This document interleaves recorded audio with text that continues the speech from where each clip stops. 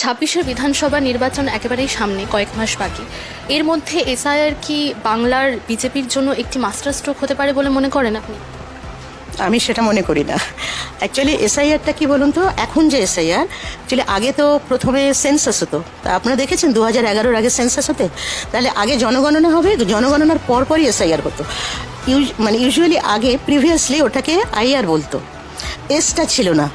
Intensive revision, intensive মানে কি বলুন তো, নিবিড় রিভিশন, নিবিড় সংশোধন। এখন হঠাৎ করে আমি কেন জানি না, এবং এতদিন জনগণনা না করে হঠাৎ করে এখন কি করলো যে স্পেশাল মানে ইন্টেন্সিভ রিভিশন। তাহলে বিশেষ বলতে এটার বিশেষত্বটা কি? আমার যেটা মনে হচ্ছে যে কেন্দ্রে যে সরকার আছেন সেই সরকার তো ডাইরেক্টলি করছে না, এটা করা হচ্ছে কার মাধ্যমে? Election commission of India.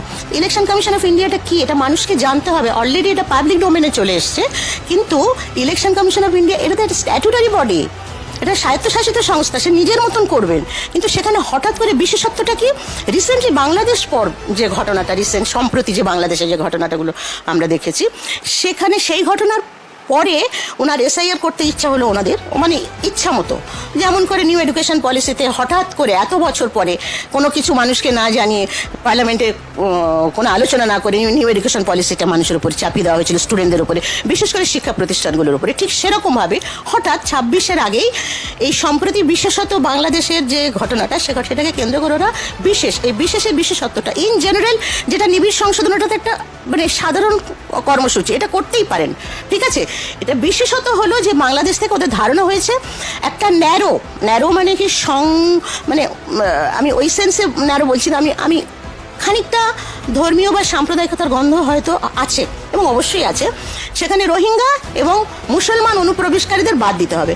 বক্তব্যটা হলো বাংলাদেশে যারা মুসলমান এখানে অনুপ্রবেশ যে হচ্ছে না এটা বলা যাবে না। সেই অনুপ্রবেশ কেবলমাত্র মুসলিমরা আসছেন না, সেখানে নন মুসলিমরাও আসছেন, ওখানে যারা সংখ্যালঘু তারাও আসেন, তারা জীবন জীবিকার তাড়নায় বা যে কোনো কারণে যদি ধরুন তারা কোনোভাবে নির্যাতিত হন, তারা আসছেন। কিন্তু যদি সংখ্যালঘু ওখান থেকে আসেন তাহলে তারা এখন হিন্দু, তাহলে তারা ভারতবর্ষে আসছেন। কিন্তু যদি সংখ্যাগুরু, ওখানে যারা সংখ্যাগরিষ্ঠ তারা তো মুসলিম মানুষ, তাদের তো একটু জমি আছে, একটু কৃষিকাজ তারা করেন, বা তাদের কিছু একটা আছে, হয়তো কিছু সংখ্যক তারা আসছেন, কিন্তু তারা ওখানকার সংখ্যাগরিষ্ঠ মানুষ এখানে কিন্তু অনুপ্রবেশকারী হতে আসবেন না, কারণ তারা এখানে এসে আবার সংখ্যালঘু হয়ে যাবে, ফলে তাদের এই ভয়টা আছে। কিন্তু জনমানুষে এখানে হিন্দু মানুষ, সংখ্যালঘু মানুষের মধ্যে এটা রটিয়ে দেওয়া হচ্ছে যে এগুলো সব তাড়াবো, রোহিঙ্গা তাড়াবো।